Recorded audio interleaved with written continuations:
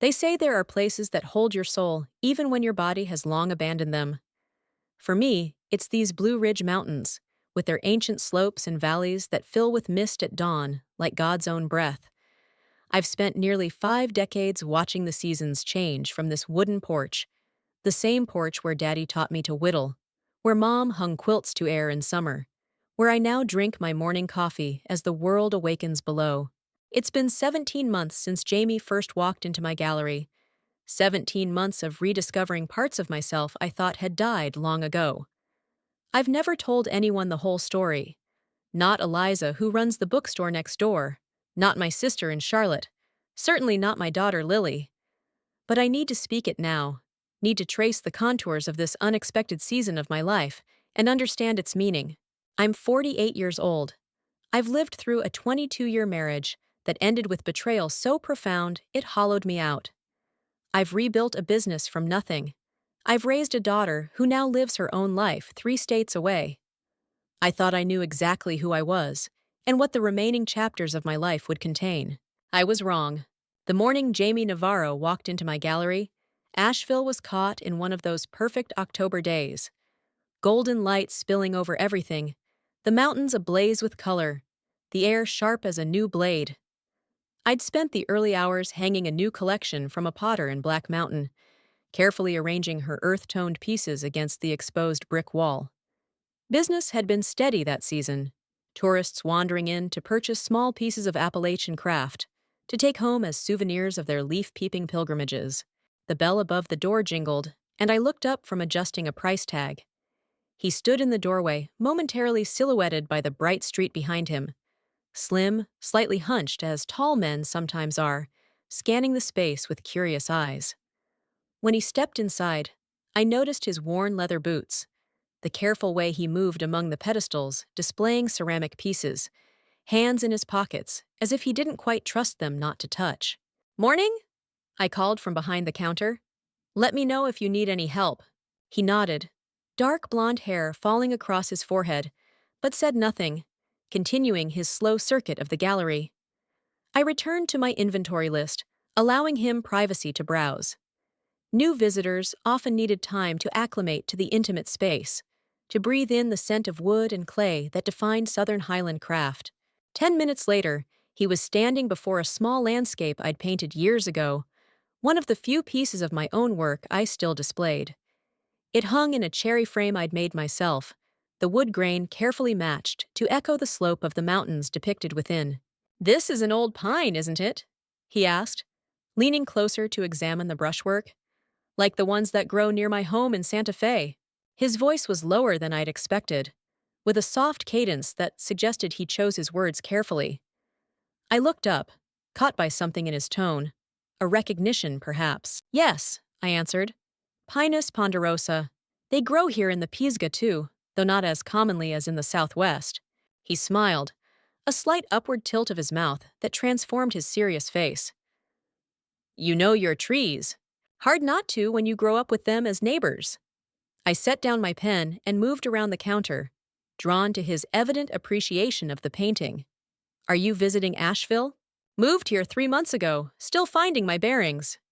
He turned fully toward me then, and I noticed his eyes, amber-brown like creek water over stones, framed by lashes that would make any woman envious. "I'm looking for a ceramic mug, actually, a gift for my mother's birthday." I led him to a display of mugs created by a potter from Madison County, each one glazed in the blues and greens of the mountain landscape. As he carefully examined each piece, I observed his hands, strong, with pronounced veins and calluses that spoke of physical work. "You're not an office worker," I said, the observation slipping out before propriety could catch it.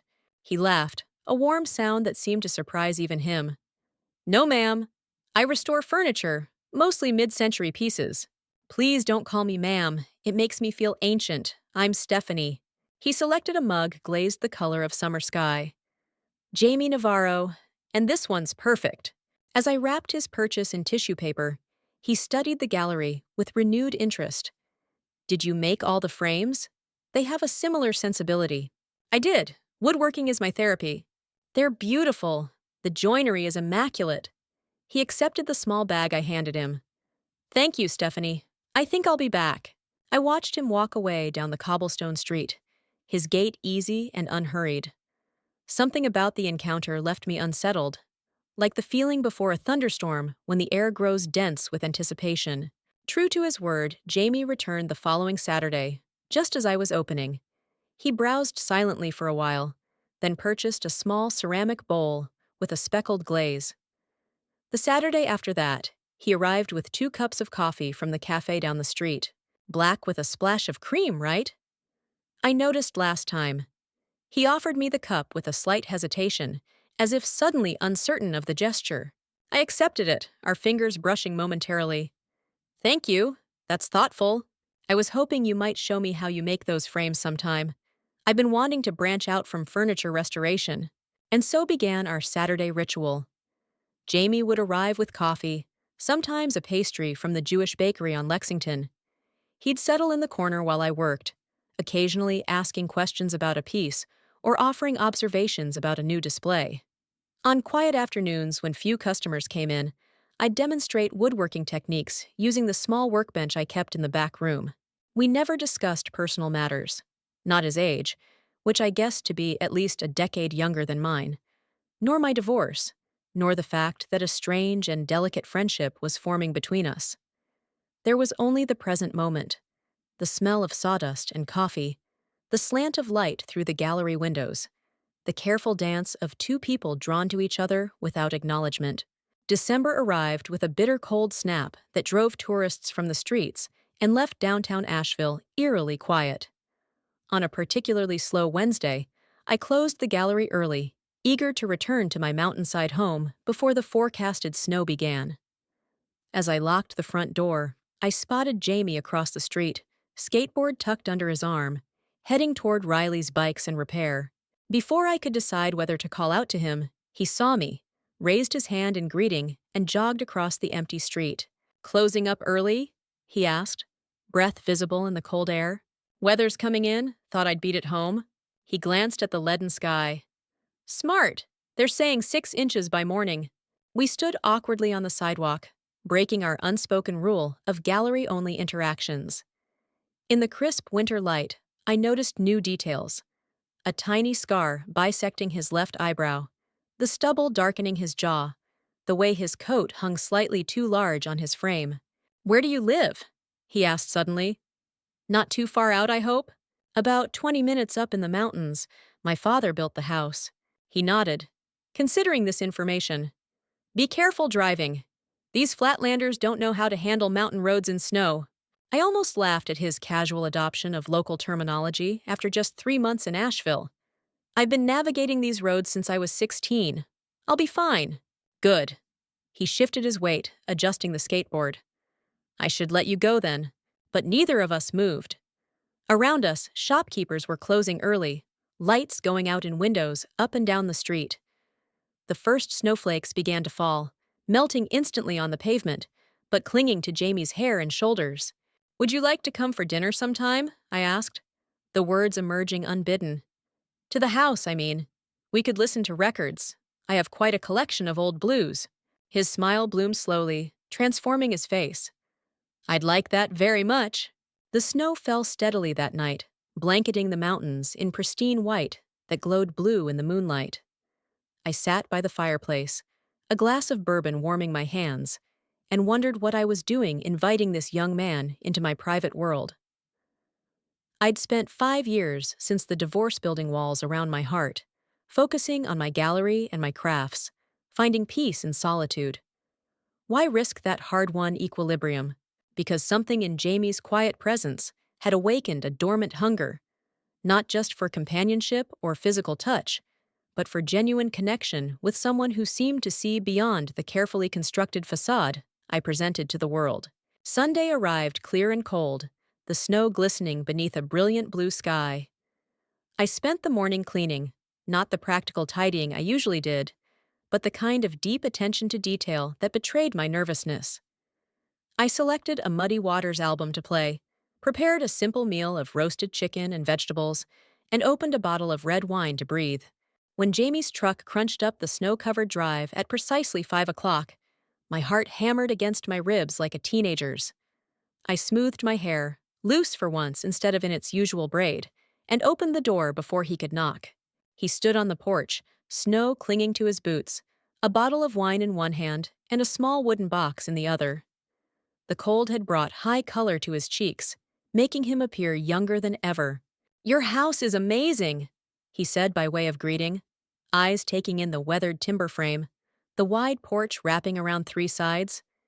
"It feels like it grew right out of the mountain." That's exactly what my father intended. I stepped back to let him enter. He salvaged most of the wood from old barns and cabins being torn down in the 60s. Inside, Jamie moved through my home with the same careful attention he gave to objects in the gallery, pausing to examine the hand-hewn ceiling beams, the Riverstone fireplace, the shelves lined with pottery and books. He stopped before my record collection, running a finger along the spines with reverence. "This is museum quality," he murmured, pulling out an old Howlin' Wolf album. "First pressing? Found it in a junk shop in Memphis 20 years ago. The owner had no idea what he had." Jamie turned to face me, cradling the record as if it were made of glass. "You're full of surprises, Stephanie Holloway." The evening unfolded with surprising ease.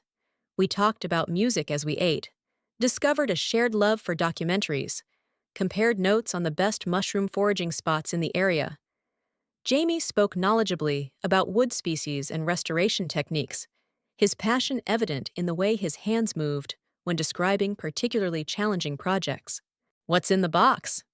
I finally asked as we cleared the dishes, nodding toward the small wooden container he'd brought. "Oh, I almost forgot." He retrieved it from the entryway table, suddenly seeming shy. "I made this for you. A thank you for the woodworking lessons." The box was crafted from cherry wood, about the size of my hand, with a sliding lid inlaid with a delicate pattern of mountain laurel blossoms made from different colored woods. "Jamie," I breathed, tracing the inlay with my fingertip, "this is extraordinary work." "Open it," he urged. Inside, nestled in a bed of velvet, lay a pendant, a small landscape scene carved in relief on a piece of pale wood, capturing the view from my gallery's front window. "It's boxwood," he explained. "Dense enough to hold detail but light enough to wear. The chain is silver." I lifted the pendant, speechless at the intricacy of the carving, the familiar storefronts, the distant mountains, even the tiny bench where local musicians often played. "I can't accept this," I said finally. "It must have taken weeks." 3 weekends, he admitted. "And yes, you can accept it." I wanted to make something that mattered. Our eyes met, and in that moment, the carefully maintained boundary between us dissolved. I was acutely aware of the kitchen counter separating us, of the soft music playing in the background, of the wine warming my blood and loosening my customary reserve. "Thank you," I said, voice barely above a whisper. "Will you help me put it on?" He moved behind me, taking the delicate chain from my fingers. His breath warmed my neck as he fastened the clasp, his hands steady but not quite touching my skin. When I turned to face him, we were standing closer than we ever had before. "Stephanie," he said, my name a question in his mouth. I answered by closing the distance between us, pressing my lips to his. For a heartbeat, he remained still, and I feared I'd catastrophically misread the situation. Then his arms encircled me, pulling me against him as the kiss deepened into something hungry and needful. We made our way to the living room, collapsing onto the sofa in a tangle of limbs and urgent touches. His hands found their way beneath my sweater, warm against my skin, as I traced the contours of his face, memorizing him by touch. When his lips moved to my neck, I gasped, overwhelmed by sensations I'd nearly forgotten existed. "Wait," I managed, pulling back slightly. "Jamie, I'm 48 years old." He looked at me with those clear amber eyes, his expression serious. "I know exactly how old you are, Stephanie." "And you're 31? Does it matter?" I sat up, creating space between us. "Of course it matters. I'm closer to your mother's age than yours." He ran a hand through his disheveled hair. "My mother is 67, so that's not quite accurate." When I didn't smile, he sighed. "Look, I know there's an age gap. I've known from the first day. It doesn't change how I feel when I'm with you." "And how is that?" I challenged, suddenly needing to hear him articulate what was happening between us, like I can finally breathe deeply after years of shallow breaths. He took my hand, tracing the lines on my palm. I don't care that you have 17 years more life experience than me. I care that when you talk about wood grain, or the mountains, or blues music, your whole face lights up.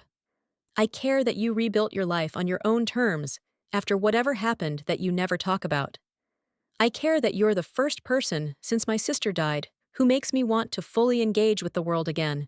Your sister? I asked softly, recognizing the pain that flashed across his face. She took her own life 4 years ago. That's why I left psychology. I couldn't save her, so what business did I have trying to help others? He looked down at our joined hands. I moved to Asheville to start over somewhere new, somewhere she'd never been.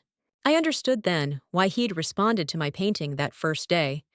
We were both seeking recognition of our pain in safer contexts, in landscapes and objects, rather than direct human connection.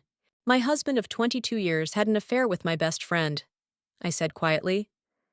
They worked together at the gallery, our gallery, planning their future behind my back for nearly a year before I discovered it.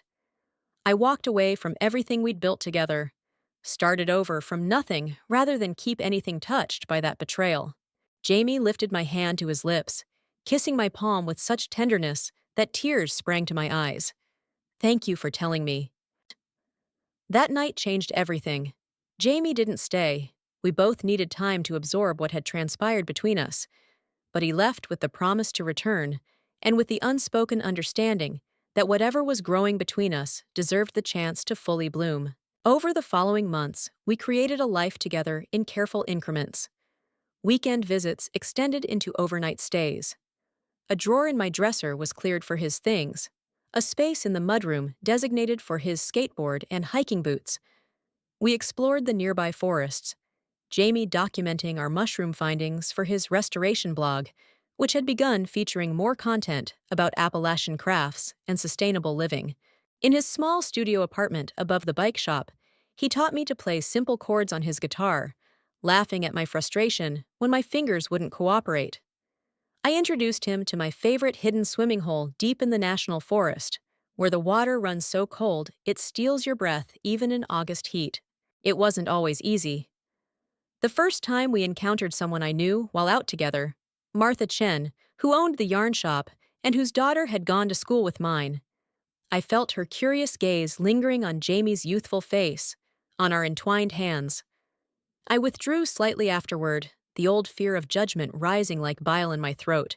We don't have to be public if you're not ready, Jamie said later, as we sat on my porch, watching fireflies rise from the darkening yard. But I won't be your secret shame either. You're not, I insisted, though we both heard the uncertainty in my voice. It's just complicated. People will talk regardless of what we do. The only question is whether we let their talking dictate our happiness. He was right, of course.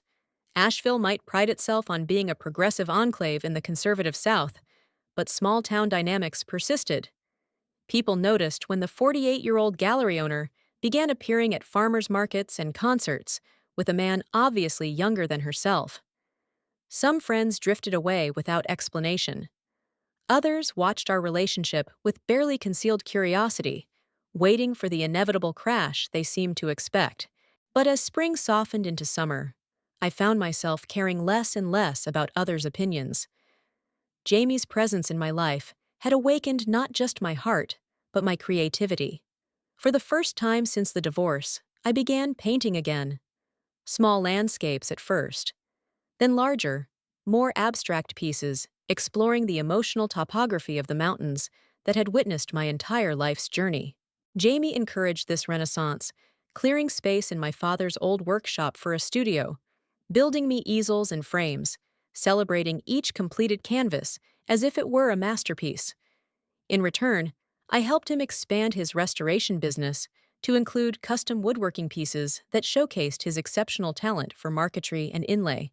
We developed rituals that anchored our days together. Coffee on the porch at dawn, watching mist rise from the valley below. Sunday afternoons spent cooking elaborate meals while blues records played on the vintage turntable. Moonlit walks along the forest paths surrounding my property, the night air heavy with the scent of pine and rhododendron. In July, my daughter Lily came to visit, her first trip home since Christmas. I'd told her about Jamie over the phone, trying to prepare her for the reality of our relationship, but I could tell from her tight smile when she arrived that she was reserving judgment until meeting him in person. Jamie showed up for dinner that evening with a bouquet of wildflowers and a handcrafted jewelry box he'd made specifically for Lily, the lid inlaid with her birth month flower. His genuine interest in her photography career and unpretentious manner gradually thawed her initial coolness. Later that night, after Jamie had gone home to give us privacy, Lily joined me on the porch with 2 glasses of bourbon. "He's not what I expected," she admitted, curling into the rocking chair that had been her favorite since childhood. "What did you expect? I don't know. Someone having a midlife crisis by dating an older woman? But he actually seems to adore you." She studied me over the rim of her glass. "And you seem happy, Mom. Happier than I've seen you since before. Everything happened with Dad." "Ah, I'm happy," I said, the simple truth of it washing over me like warm rain. "I didn't expect this chapter of my life, but I'm grateful for it." Lily nodded slowly. "Just be careful, okay? I worry about you up here all alone." "I'm not alone anymore," I said softly. "That's rather the point." August brought suffocating heat that clung to the mountains like a fever. The gallery's air conditioning struggled against the relentless humidity, and tourists moved sluggishly through downtown, seeking refuge in air-conditioned shops and restaurants. Sales slowed to a trickle, as they always did in the deep summer months. One particularly oppressive Tuesday, Jamie appeared at the gallery door just after noon, skateboard in hand, face flushed from the heat. "Close up early," he said without preamble. "I have something to show you." "Ah, I can't just close in the middle of the day," I protested, though no customers had entered in over an hour. "You can and you should. Business owner's prerogative." His enthusiasm was infectious, and 30 minutes later, I found myself in the passenger seat of his truck, windows down despite the heat, heading north out of Asheville on the Blue Ridge Parkway. "Where are we going?" I asked, as familiar landmarks gave way to stretches of parkway I rarely traveled. "You'll see." Jamie's smile was enigmatic, his eyes hidden behind sunglasses. We drove for nearly an hour, climbing higher into the mountains, the air growing noticeably cooler as we ascended. Finally, Jamie turned onto a narrow gravel road that wound through dense forest, before opening onto a small clearing. A weathered cabin stood in the center, its wooden siding silvered with age, a covered porch wrapping around the front. "Whose place is this?" I asked as we parked beside the lone maple tree in the yard. "Currently, a client's, potentially ... Jamie trailed off, suddenly appearing nervous. "Come see inside." The cabin was small but meticulously crafted, with hand-hewn beams similar to those in my own home. The main room featured a massive stone fireplace. The floors were wide plank pine, worn smooth by generations of footsteps, and windows on 3 sides captured breathtaking views of the surrounding mountains. "The owner hired me to restore the original cabinetry," Jamie explained, leading me into the compact kitchen, where new-looking oak cabinets gleamed. "His grandfather built this place in the 1940s, but no one in the family wants to keep it now that he's gone. They're selling it next month." "It's beautiful," I said, running my hand along the smooth countertop. "Someone will be very lucky to live here." Jamie leaned against the doorframe, watching me explore. "I was thinking maybe we could be those lucky people." I turned to face him, certain I'd misheard. "What?" "I know it's smaller than your place," he continued, words tumbling out faster now. "And it would mean a longer drive to the gallery. But it's a fresh start. No ghosts from your marriage or my past. Somewhere that could just be ours from the beginning." "Jamie!" I began, heart racing. "Are you asking me to move in with you?" "I'm asking more than that." He crossed the room and took my hands in his. "Stephanie, the past 9 months with you have shown me what it means to truly connect with another person. I don't care about our age difference. I don't care what anyone in Asheville thinks. I care about waking up next to you every morning for as long as you'll have me. You want to buy this cabin, together?" "I want to build a life with you," Here, in your house, wherever. The location is secondary to the commitment. He drew a deep breath. I love you, Stephanie Holloway. Completely and without reservation. I looked into his earnest face, this man who had somehow slipped past all my carefully constructed defenses, and felt the last walls around my heart crumble to dust. I love you too, I whispered, the words both terrifying and exhilarating to speak aloud. But Jamie, have you really thought this through? I'm 48. In 20 years, I'll be approaching 70 while you'll still be in your prime. And I'll still love your laugh, and the way you get lost in your paintings, and how you know the name of every tree in these mountains. He cupped my face in his calloused hands. I spent 4 years watching my sister descend into darkness because she couldn't imagine a future worth living for. I'm not going to waste the gift of life worrying about what might happen decades from now. As the afternoon light streamed through the cabin windows, painting golden patterns across the floor, I made my decision. Not just about the cabin, but about embracing the unexpected gift of this love that had come to me in life's middle passage. Yes, I said, the word releasing something long held inside me. Yes to all of it. Today marks 1 year since that afternoon in the cabin. We didn't buy it in the end. My house holds too much of my history, too many memories of my father's hands creating a home that has sheltered me through every storm. Instead, Jamie moved in here, filling the spaces that had grown too quiet with his music and laughter and endless curiosity. We've converted the old workshop into a proper studio where I paint most mornings, while Jamie creates his intricate woodwork pieces in the adjacent space. The gallery now features a permanent exhibition of my new works, alongside a collection of his restoration projects and custom designs. To my surprise, the unusual partnership has become something of a draw for collectors interested in authentic Appalachian craftsmanship. There are still raised eyebrows sometimes when we're out together. Still the occasional cutting remark overheard in the farmer's market or coffee shop. Lily worries in the way adult children do when their parents make unexpected choices. My ex-husband, when he heard through mutual friends, made some predictably bitter comments about middle-aged desperation. But here's what I've learned in this unexpected season of my life. Love doesn't arrive according to schedule or conform to others' expectations.